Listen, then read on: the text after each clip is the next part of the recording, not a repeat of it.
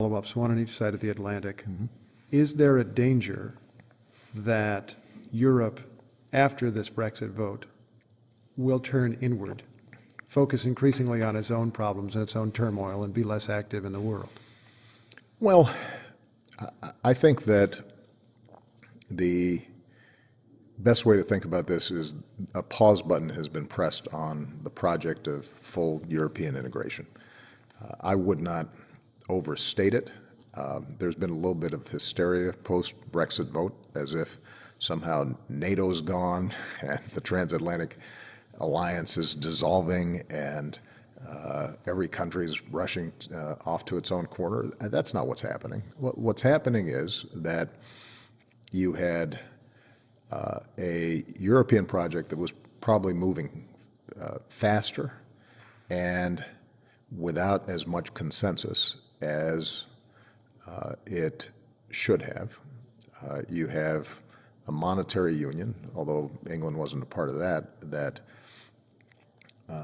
was always going to be difficult to manage because the economy in Germany is very different than the economy in Italy or Greece. And you have a European Union government in Brussels that, because it needs consensus from more than a couple dozen countries, oftentimes seems overly bureaucratic and deadlocked.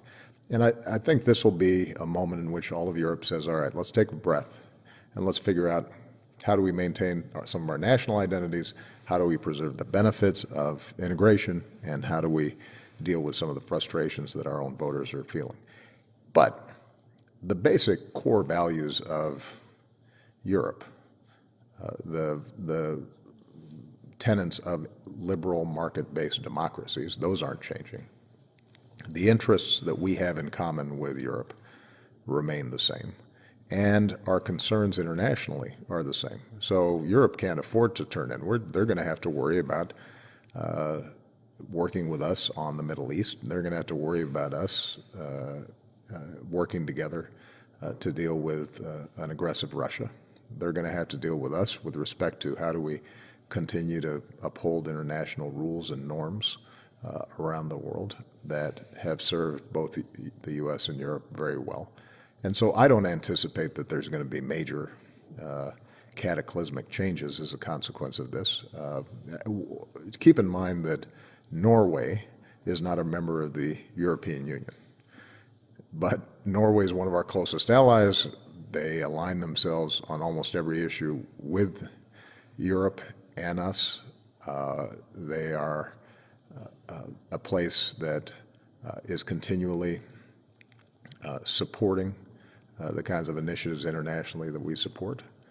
And if over the course of what is going to be at least a 2-year negotiation between England and Europe, Great Britain ends up being affiliated to Europe like Norway is, the average person is not going to notice a big change.